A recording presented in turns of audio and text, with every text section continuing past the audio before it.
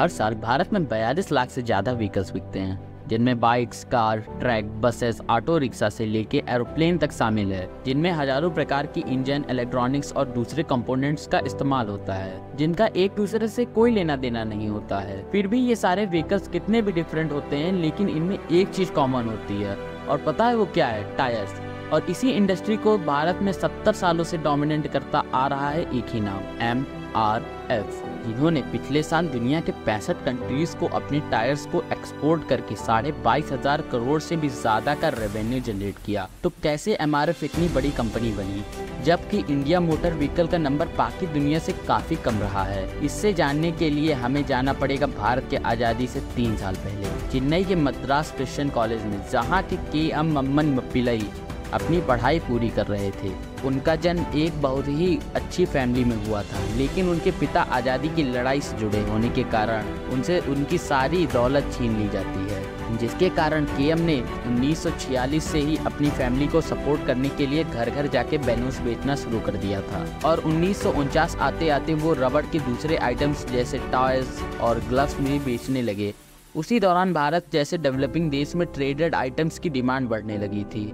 जो टायर्स पूरी तरह से घिस चुके हैं या उनके ऊपर से ग्रिप हट चुकी होती है, ऐसे टायर्स पर रबड़ की एक नई लेयर चढ़ाकर उन्हें नया बना दिया जाता है और फिर से इस्तेमाल किया जाता है।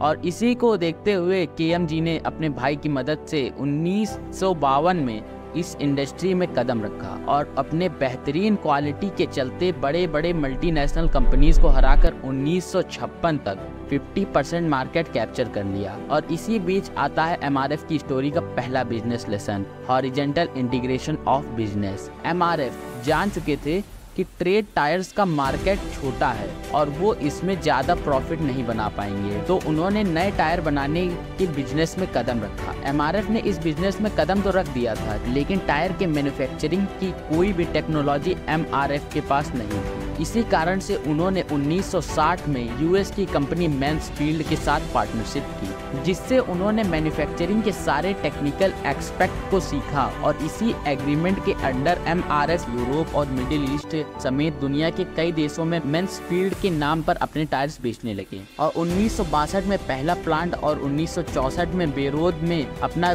पहला इंटरनेशनल ऑफिस भी खोला, जो किसी इंडियन कंपनी के लिए पहला इंटरनेशनल एक्सपेंशन था। दूसरा लेसन है पॉलिटिकल इंटेलिजेंस। पहले इंडिया में डनलोप, गुडईयर और फायरस्टोन जैसे वेस्टर्न कंपनीज की ही मोनोपोली थी, जिसके कारण वो प्राइजेस अपने हिसाब से सेट करके मार्केट को डोमिनेट करते थे। एंड आज़ादी के बाद भारत ने कोल्ड वार में सोवियत यूनियन का साथ दिया था, जिसके चलते सरकार भी जानती थी कि अगर इंडिया किसी वार में फंसता है तो ये वेस्टर्न कंपनीज इंडिया की सप्लाई को रोककर इकोनॉमी को घुटने पे ला सकती है। और गवर्नमेंट की इसी चिंता को दूर किया MRF ने। 1963 में MRF की ही वो फर्स्ट कंपनी थी जिसने इंडिया में अपनी मैन्युफैक्चरिंग शुरू की, जिसका इनॉग्रेशन पंडित नेहरू ने अपने हाथों से किया था। इसी के साथ उन्हें बहुत सारे गवर्नमेंट कॉन्ट्रैक्ट भी मिले, जिससे उन्हें दूसरे ब्रांड्स के साथ कम्पीट करने में आसानी हुई।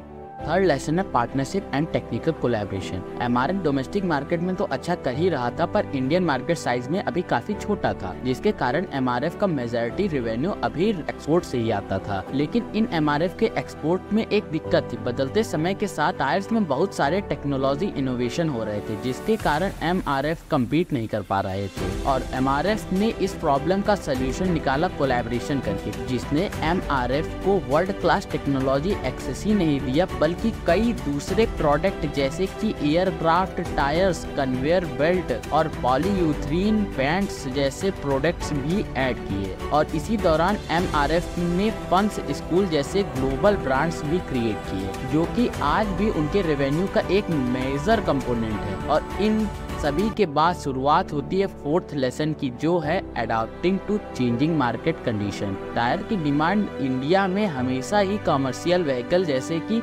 ट्रक और बसेस ने संभाल रखी थी, और जैसे जैसे हमारी इकोनॉमी ग्रो हुई, लोगों में पैसेंजर व्हीकल जैसे कि कार, टू व्हीलर्स की डिमांड बढ़ने लगी, और इसका फायदा उठाया MRF ने।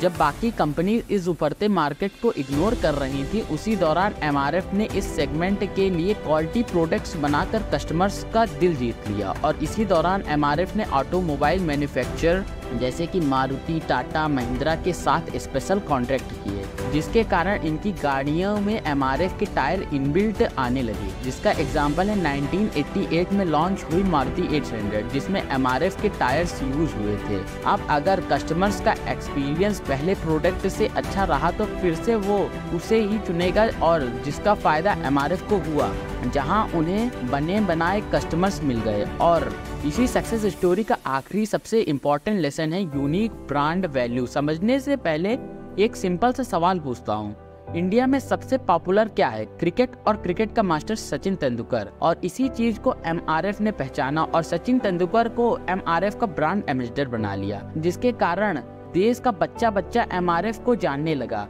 आप भले ही सचिन तेंदुलकर प्रोडक्ट को यूज करें या ना करें, लेकिन MRF तो सचिन के साथ जुड़ गया था। और इसी ट्रेडिशन को कंटिन्यू करते हुए विराट कोहली MRF के ब्रांड एम्बेसडर बनी, जो कि कंपनी की मार्केट वैल्यू और भी बढ़ाता है। MRF इंडियन स्टॉक मार्केट का सबसे वैल्यूएबल शेयर भी है, जिसकी वैल्यू 1,40,000 रुपए से भी ज्यादा है। और सिंस 1990 में MRF ने लोगों को 7,450% का रिटर्न भी दिया है, और गुब्बारे बेचने से शुरू हुए सफर को 50,000 करोड़ की कंपनी में बदल दिया। इसे कहते हैं सक्सेस स्टोरी। इसके अलावा आपको कौन सी वो चीज़ लगती है जिसने MRF को इतना सक्सेसफुल बनाया? कमेंट में ज़रूर बताइएगा, और वीडियो पसंद आई हो तो लाइक शेयर ज़रूर करिएगा।